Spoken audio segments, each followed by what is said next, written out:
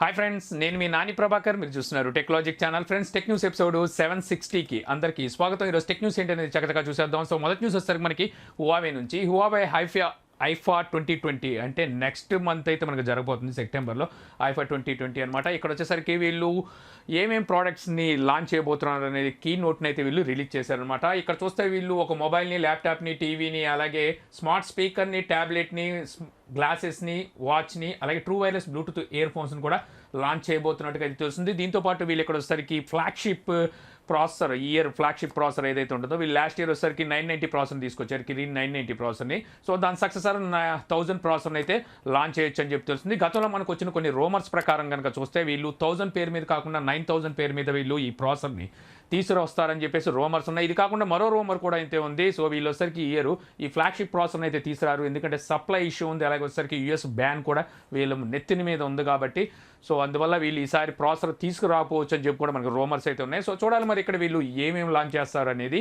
So త్వరగా చూసుకుంటే మనకి శాంసంగ్ గెలాక్సీ నోట్ 20 అల్ట్రా, అలాగే వచ్చేసరికి ఐఫోన్ 11 Pro Max, ఈ రెండింటికి వచ్చేసరికి డ్రాప్ టెస్ట్ అయితే ఒక యూట్యూబ్ ఛానల్ చేసిందనమాట. ఈ యూట్యూబ్ ఛానల్ చాలా డ్రాప్ టెస్ట్లు అయితే చేస్తుంటుంది. సో ఈ డ్రాప్ టెస్ట్లో చూస్తే మనకి ఐఫోన్ 11 Pro Maxతో కంపేర్ చేస్తే డ్యూరబిలిటీలో డ్రాప్ టెస్ట్లో వచ్చేసరికి Samsung Galaxy note 20 ultra pass అయినట్టుగా అయితే తెలుస్తుందన్నమాట. వీళ్ళు వచ్చేసరికి ఆ ఫ్రంట్ బ్యాక్ మొత్తం అన్ని రకాలుగా వచ్చేసరికి వీళ్ళు డ్రాప్ టెస్ట్ అయితే చేశారు. 1.5 మీటర్ అంటే దగ్గర 4.5 అడుగుల ఎత్తు నుంచి వీళ్ళు డ్రాప్ చేసి అయితే చూశారు.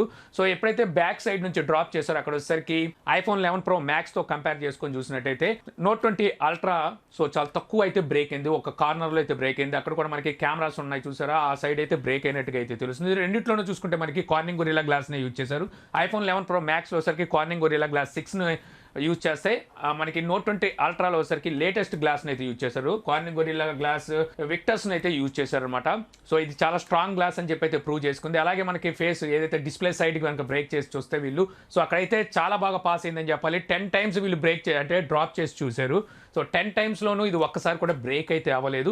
సో మొత్తానికి ఇక్కడ వచ్చేసరికి నోట్ 20 అల్ట్రా పాస్ అయిందనమాట డ్రాప్ టెస్ట్లో వచ్చేసరికి. సో త్రాంగి చూసుకున్న మనకి ఎల్జీ Q92 ఈ మొబైల్ అయితే ఈ రోజు సౌత్ కొరియాలో లాంచ్ చేసింది. ఈ mobile display size 6.67 inches full HD plus డిస్ప్లేతో వస్తుంది. 20:9 ఆస్పెక్ట్ రేషియో డిస్ప్లే రేషియో అయితే ఉంటుంది.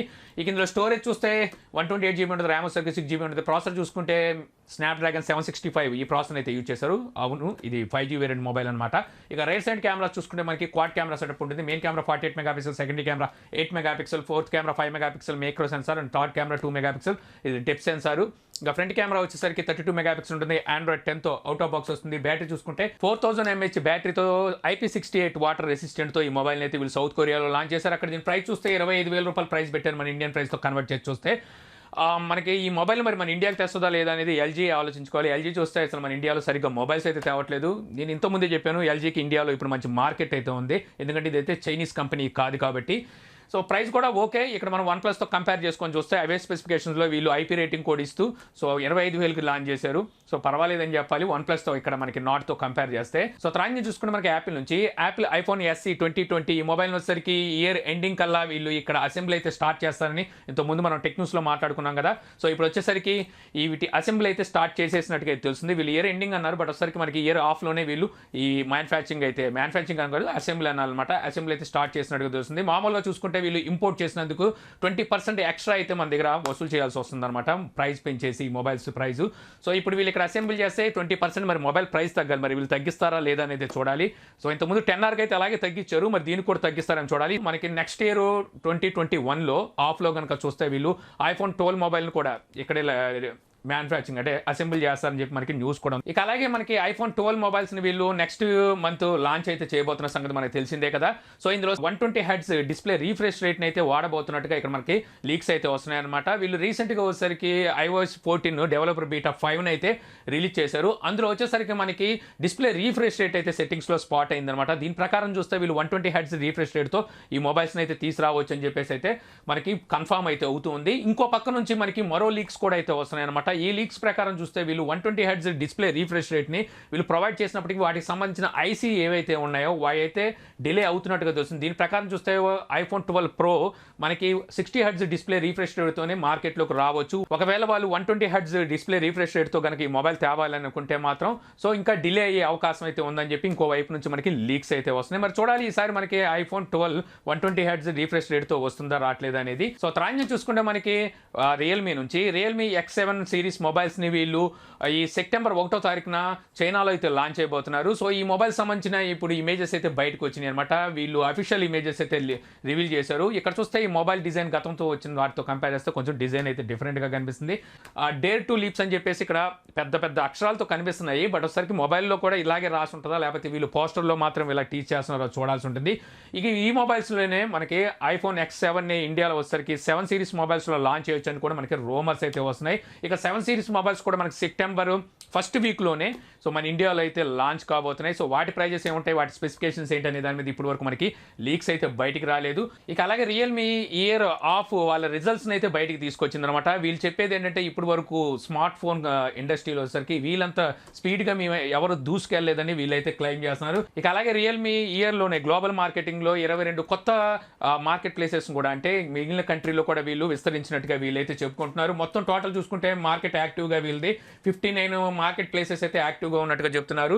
ఇక ఈ ఇయర్ చూస్తే వీళ్ళు ఈ 2020లోనే మొత్తం 9 మొబైల్స్ అయితే వీళ్ళే లాంచ్ చేశారన్నమాట. అంటే ఈ మొబైల్స్ కూడా చూస్తే మన ఇండియాలోనే, ఇది కాకుండా అదర్ కంట్రీలో లాంచ్ చేసిన వాటితో కంపేర్ చేస్తే ఇంకా ఎక్కువ అవుతాయి. మన ఇండియాలో చూస్తే వీళ్ళు X50 Proని లాంచ్ చేశారు, X3 సూపర్ జూమ్ని ఈ 2 మొబైల్స్ని లాంచ్ చేశారు. రియల్మీ 6 సిరీస్లో వచ్చేసరికి 3 మొబైల్స్ని 6 Pro 6i అని చెప్పి 3 మొబైల్స్ని లాంచ్ చేశారు. అలాగే C11 C12 C15 అని చెప్పి ఇంకో 3 మొబైల్స్ని అయితే లాంచ్ చేశారు. ఈ కాకుండా రేపు మనకి మళ్ళీ రియల్మీ 7 అండ్ 7 Pro ఈ 2 మొబైల్స్ని కూడా లాంచ్ చేస్తున్నారు. మొత్తం కలిపితే అప్పుడు 11 అయిపోతున్నాయి. సో ఈ విధంగా వీళ్ళు వచ్చేసరికి మార్కెట్లో అతి తొందరగా మేమే దూసుకెళ్ళిపోతున్నాం అని చెప్పి సో వీళ్ళైతే ఎవరైతే వీళ్ళ ప్రత్యర్థులు ఉన్నారో వాళ్ళకైతే సవాల్ కూడా అయితే ఇసురుతున్నారు.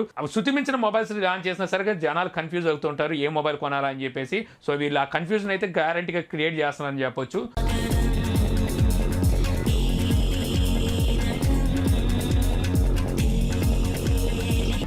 రేసులో వెళ్తున్నట్టు ఎందుకండి అంత స్పీడు? కాస్త మెల్లగా వెళ్ళండి. 110 కిలోమీటర్లు కూడా ఒక స్పీడేనా? నా కాలేజ్ డేస్లో 150 160 వెళ్ళేవాడిని. అది చూసి అందరూ నన్ను సూపర్ మ్యాన్ అనేవాళ్ళు. వీడెవడండి, స్పైడర్ మ్యానా? వాడమ్మ మొగుడై ఉంటాడు. ఇక అలాగే రియల్మీ C12 మొబైల్ని ఈరోజు ఫస్ట్ సేల్కి అయితే తీసుకొచ్చింది. అలాగే రియల్మీ C15 మొబైల్ని వీళ్ళు ఈ నెల 27వ తారీఖు నుంచి సేల్కి అయితే తీసుకురాబోతున్నారు. సో ఎవరైతే రియల్మీ బ్రాండ్ నుంచి ఓ మొబైల్ కొనాలి అనుకుంటుంటే మీరు నన్ను అడిగితే వెయిట్ చేయమని చెప్తాను. సో మనకి నెక్స్ట్ మంత్ ఫస్ట్ వీక్లోనే మీకు రియల్మీ 7 అండ్ 7 Pro లాంచ్ అయితే కావచ్చు. సో అప్పుడు దాన్ని బట్టి మీరు ఏ మొబైల్ తీసుకోవాలని మీరైతే డిసైడ్ అవ్వచ్చు అనమాట. సో త్రాన్యం చూసుకుంటే మనకి Asus నుంచి Asus Zenfone 7 అంటే Asus 7Z అని కూడా పిలవచ్చు అనమాట. ఈ మొబైల్ వచ్చేసరికి వీళ్ళు ఆగస్ట్ 26 అంటే ఎల్లుండి అయితే ఈ మొబైల్ని అయితే లాంచ్ చేయబోతున్నారు. ఇప్పుడు ఈ మొబైల్ సంబంధించిన డిజైన్ అంటే మొబైల్ ఏ రకంగా ఉండబోతుంది అనేది మనకి హ్యాండ్స్ ఆన్ ఇమేజెస్ అలాగే అఫీషియల్ ఇమేజెస్ కూడా అయితే బయటకు వచ్చినాయి అనమాట. అలాగే ఈ మొబైల్ సంబంధించిన స్పెసిఫికేషన్స్ కూడా బయటకు అయితే వచ్చినాయి. ఈ mobile display size 6.7 inches full HD plus IPS LCD display అయితే యూజ్ చేస్తున్నారు అనమాట. 60 Hzతో మనకి డిస్ప్లే రీఫ్రెష్ రేట్ ఉంటుందని చెప్పి తెలుస్తుంది. ఇందులో 7 అండ్ 7 Pro 2 మొబైల్ మోడల్స్ అయితే తీసుకురాబోతున్నారు. 7లో చూసుకుంటే స్నాప్డ్రాగన్ 865 ప్రాసెసర్ వాడితే 7 Proలో వచ్చేసరికి స్నాప్డ్రాగన్ 865 ప్లస్ ప్రాసెసర్ అయితే యూజ్ చేస్తున్నారు. రైట్ సైడ్ మనకి ట్రిపుల్ కెమెరా సెటప్తో అయితే రాబోతుంది. ఫ్లిప్ కెమెరా టెక్నాలజీ అంటే ఫ్రంట్ వచ్చేసరికి మనకి ఎటువంటి కెమెరా ఉండదు, బ్యాక్ కెమెరాని ఫ్లిప్ అయి ఫ్రంట్కి అయితే వస్తుంది అనమాట. వీళ్ళు 6Z కూడా ఇదే టెక్నాలజీని అయితే యూజ్ చేశారు. అప్పుడు వచ్చేసరికి డ్యూయల్ కెమెరా సెటప్ తెస్తే ఈసారి ట్రిపుల్ కెమెరా సెటప్ తెచ్చారు. ఇందులో main camera 64 megapixel, secondary camera 12 megapixel, third camera 8 megapixel అని చెప్పి అయితే తెలుస్తుంది. ప్రస్తుతానికి దీనికి సంబంధించి మనకి లీక్స్ అయితే ఇవి వచ్చినాయి అనమాట. సో చూడాలి మరి వీటి ప్రైజెస్ ఎంత ఉంటాయని. వీళ్ళు లాస్ట్ టైం డిసప్పాయింట్ చేసినట్టు ఇప్పుడు కూడా డిసప్పాయింట్ చేస్తున్నారు. లాస్ట్ టైం వీళ్ళు IPS LCD డిస్ప్లేని తీసుకొచ్చారు. సో అది చాలా డిసప్పాయింట్ చేసింది. ఇప్పుడు కూడా చూస్తే మళ్ళీ వీళ్ళు IPS LCD డిస్ప్లేని యూజ్ చేస్తున్నారు. మరి ఏం జరిగిందో చూడాలి. సో త్రాన్యం చూసుకుంటే మనకి టిక్ టాక్ మీద ఇప్పుడు వియత్నాంకి చెందిన టెక్నాలజీ కంపెనీ అనమాట. ఈ కంపెనీ పేరు వచ్చేసరికి VNG అంట. సో వీళ్ళు వచ్చేసరికి కాపీరైట్ కేసు వేయబోతున్నట్టుగా సమాచారం వస్తుంది. సో దీనికి రీజన్ ఏంటంటే వీళ్ళ దగ్గర జింగ్ మ్యూజిక్ అని చెప్పేసి వీళ్ళ అనుబంధ సంస్థ అయితే ఒకటి ఉంది. వాళ్ళ ఆడియో రికార్డ్స్ ఏవైతే ట్రాక్స్ ఉంటాయో మ్యూజిక్ ట్రాక్స్ వాటిని వచ్చేసరికి వీళ్ళ పర్మిషన్ లేకుండా టిక్ టాక్ యూజ్ చేసుకుంటుందని చెప్పేసి వీళ్ళు కాపీరైట్ అయితే వాళ్ళ మీద వేయబోతున్నట్టు తెలుస్తుంది అనమాట. వాళ్ళకి నష్టపరిహారం అయితే వీళ్ళు ఇప్పుడు చెల్లించాలి టిక్ టాక్ అంటే వీళ్ళ ట్రాక్ని వాడినందుకు. సో ఇప్పుడు టిక్ టాక్ ఏం చేయాలంటే ఈ జింగ్ కంపెనీకి వచ్చేసరికి ఎంతో కొంత వాళ్ళకి అమౌంట్ మొత్తం చెప్పి వాళ్ళ దగ్గర నుండి లైసెన్స్ అయితే ఇకపై పర్చేస్ చేసుకొని వీళ్ళ ట్రాక్లను అయితే టిక్ టాక్ యూజ్ చేసుకోవాల్సి ఉంటుంది. సో ఇలా చూసుకుంటే టిక్ టాక్ ప్రపంచవ్యాప్తంగా చాలా మ్యూజిక్ కంపెనీలకి డబ్బులు అయితే పే చేయాల్సి ఉంటుంది ఇప్పుడు. ఎందుకంటే టిక్ టాక్లో మనం చూస్తే ఆల్మోస్ట్ 95% ఏదైతే కాంటెంట్ ఉంటుందో ఇదంతా వచ్చేసరికి మ్యూజిక్ ట్రాక్స్ మీద బ్యాక్గ్రౌండ్ మ్యూజిక్ మీదే రన్ అవుతుంటే ఓన్ కంటెంట్ చాలా తక్కువగా అయితే ఉంటుందన్నమాట. సో ఈ లెక్కను చూస్తే మనకి టిక్ టాక్ చాలా మందికి చాలా చెల్లించాల్సి ఉంటుంది. ఇంకా మన ఇండియన్ మ్యూజిక్ కంపెనీలకి ఈ ఆలోచన వచ్చినట్లేదు. ప్రస్తుతానికి బ్యాన్ అయింది. రేపొద్దున ఒకవేళ టిక్ టాక్ మన ఇండియాకి వచ్చిందనుకోండి, మన వాళ్ళకి ఈ ఆలోచన వచ్చిందంటే వరుసగా కేసులు వేసేస్తారు, కాపీరైట్ క్లెయిమ్ చేసి కావాల్సినంత పిండుకుంటారు. మరి ఏం జరిగిద్దో చూడాలి.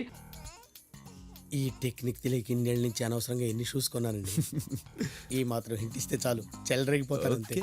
సో త్రాంజ్ చూసుకుంటే మనకి షౌమీ సెప్టెంబర్ 7వ తారీఖున మన ఇండియాలో ఒక ఫ్లాగ్షిప్ టీవీని అయితే లాంచ్ చేయబోతున్నట్టుగా వీళ్ళు టీజ్ అయితే చేస్తున్నారు.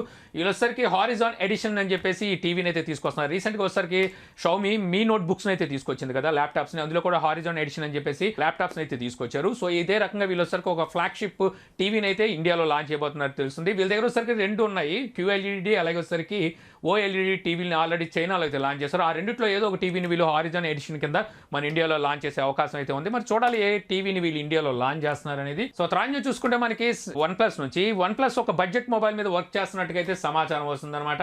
సో ఇక్కడ వచ్చేసరికి మనకి వీళ్ళు అండర్ 18,000లో ఈ బడ్జెట్ మొబైల్ అయితే తీసుకురావచ్చు అని చెప్పి అయితే తెలుస్తుంది. అండర్ 18,000 అంటే బడ్జెట్ మొబైల్కి వెళ్ళిద్దా, ఎక్కడికి వెళ్ళిద్దో పక్కన పెట్టేస్తే ఇక్కడే మనకి వినిపిస్తున్న రోమర్స్ ప్రకారం చూస్తే వీళ్ళు ఇందులో వచ్చేసరికి స్నాప్డ్రాగన్ 662 ప్రాసెసర్ కానీ 665 ప్రాసెసర్ కానీ యూజ్ చేస్తారని చెప్పి ఇక్కడ మనకి కొన్ని లీక్స్ అయితే బయటకు వస్తున్నాయి. సో ఆ ప్రాసెసర్తో అండర్ 18,000 కాదు మనం అనుకోవాల్సింది, అండర్ 12,000 వేసుకోవాలన్నమాట. ఆ ప్రాసెసర్తో కనుక ఈ మొబైల్ వస్తే బట్ వచ్చేసరికి ఇది OnePlus.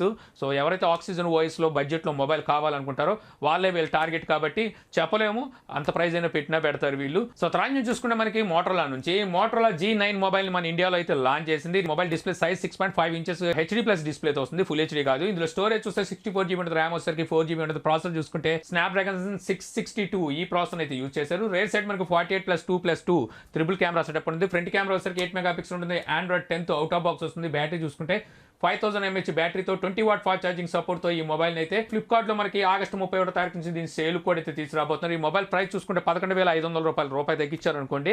సో ప్రైస్ పెట్టినట్టుగా అయితే తెలుస్తుంది. సో వీళ్ళు అనుకున్నారులేండి, రియల్మీలు అలాగే రెడ్మీలు కూడా ఈ మధ్య రేట్లు ఎక్కువలోనే తీసుకొస్తున్నాయి, మేమేమైనా తక్కువ తిన్నాం, మేము మోటో బ్రాండ్ ఉంది మా దగ్గర, సో మేము కూడా ఎక్కువగా తీసుకొస్తే ఎందుకు కొనరు అని చెప్పేసి వీళ్ళు భావించినట్టున్నారు. సో 11,500 రూపాయలు ఈ మొబైల్ ప్రైస్ అయితే పెట్టారు. సో ఇంతే ఫ్రెండ్స్, నాకు ఈ రోజు ఇంట్రెస్టింగ్ అనిపించిన టెక్ న్యూస్ వీడియో మీకు నచ్చింది అనుకుంటున్నాను. వీడియో మీకు నచ్చితే లైక్ చేసి షేర్ చేయగలరు. యూట్యూబ్లో మా ఛానల్ని సబ్స్క్రైబ్ చేయకపోతే కింద మన ఛానల్ ఐకాన్ ఉంటుంది, సో దాని మీద క్లిక్ చేసి సబ్స్క్రైబ్ చేయగలరు. అలా మీ సలహాలు సందేహాలు ఏమంటే కింద కామెంట్ బాక్స్లో ఇవ్వగలరు. Thank you for watching. జై హింద్.